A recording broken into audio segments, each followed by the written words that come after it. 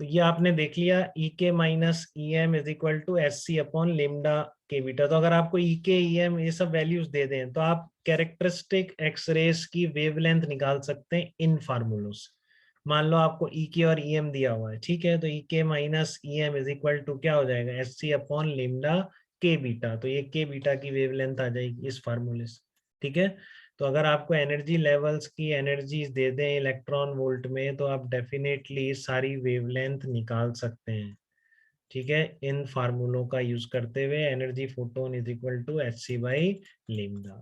तो ये सब आपके लिखने के लिए, समझाने के लिए मैंने समझा दिया इस तरह से बना के आपको, ठीक है, कि कैसे इलेक्ट्रॉन नॉकआउट होता है और कैसे हायर एनर्जी से इलेक्ट्रॉन जंप करेगा। और बाकी लिखने का फिर ये सब जो मैंने बोला है ये सब यहाँ लिखा हुआ है, plot of intensity versus wavelength, ये सारी बातें यहाँ पे लिखी हुई हैं, आपके नोट्स बनाने में काफी हेल्प हो सकती है, ठीक है।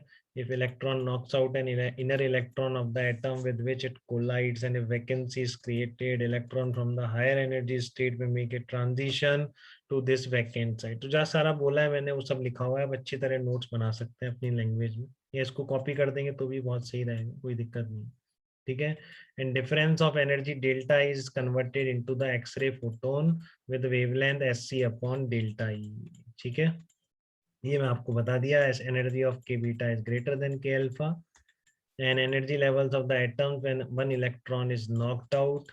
तो ई के बेसिकली क्या है, energy of the atom when an electron from the K shell is knocked out and the electrons in K shell are most tightly bound.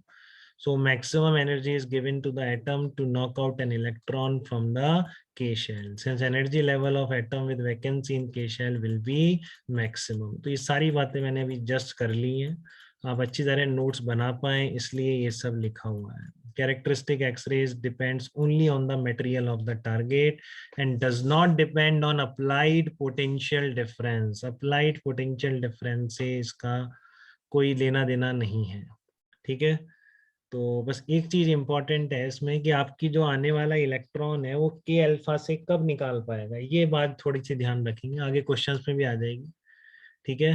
ये आपका ई के क्या मिनिमम अमाउंट ऑफ एनर्जी, देखो लिखा हुआ है ना, E K is the minimum amount of energy required to eject an electron from the K shell, ठीक है। तो इसलिए आपको अगर जो आने वाला इलेक्ट्रॉन है एटलीस्ट उसकी एनर्जी कितनी है, E into V must be greater than E K, तो ही आपकी के अल्फा सीरीज की एक्सरेज आपको देखने को मिल सकती है, ठीक है ना। अगर ई इंटू वी इससे कम है, इस तरह से ई के से कम बट ई एल से ज्यादा है, तो फिर आपको एल सीरीज की कैरेक्टरिस्टिक एक्सरेज देखने को मिलेंगी, ठीक है। अगर आपका ईवी, मैंने उल्टा लिख दिया, ई एल इधर आना चाहिए, ई के इधर आना चाहिए, ई के से कम और ई एल से ज्यादा, तो ई के से कम हो गया तो के सीरीज की एक्सरेज बंद हो गई, ये नहीं निकल सकती, ठीक है। ई एल से ज्यादा है तो डेफिनेटली एल सीरीज की एक्सरेज की पॉसिबिलिटी है। तो बस इनकी एनर्जी से डिपेंडेंस, पोटेंशियल डिफरेंस पे बस इतना सा है, ठीक है ना। अब इससे ज्यादा हो गया अगर ये ई के, मतलब आने वाले इलेक्ट्रॉन की एनर्जी इससे ज्यादा है, तो फिर इसकी वैल्यू कितनी भी रखो, जो आपकी बाहर के अल्फा के बीटा आने वाली है उन सबकी वेवलेंथ कांस्टेंट है, ठीक है। तो जो इस कैरेक्टरिस्टिक एक्सरेज की वेवलेंथ है इसका इस पोटेंशियल डिफरेंस से कोई लेना देना नहीं है।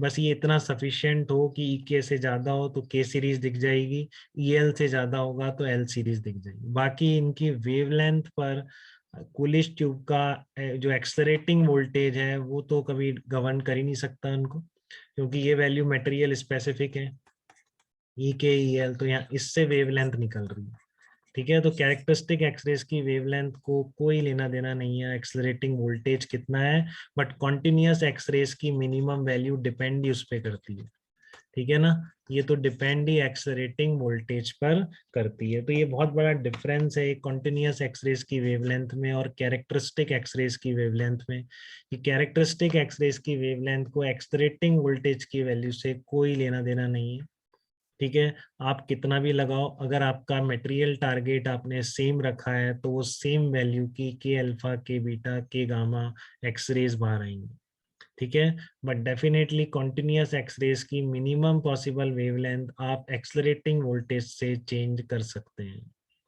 ठीक है। एकदम बात क्लियर है सबको यहाँ तक।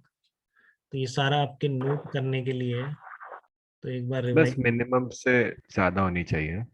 हाँ, बट आपकी ए इंटू वी, जैसा आपको बोलो कि क्या इसमें के अल्फा या के सीरीज एक्सरेज की पॉसिबिलिटी है क्या कूलिश ट्यूब में, तो फिर आपका E इंटू वी जो कूलिश ट्यूब का पोटेंशियल डिफरेंस है accelerating voltage into electron, that must be greater than value of E के।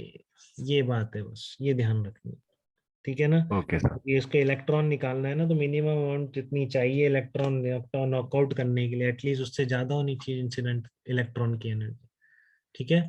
बाकी फिर वो जो वेवलेंथ निकलेगी वो तो अपनी उसी फिक्स्ड वेवलेंथ से निकलेगी, उसमें कोई एक्सेलरेटिंग वोल्टेज का रोल नहीं हो सकता।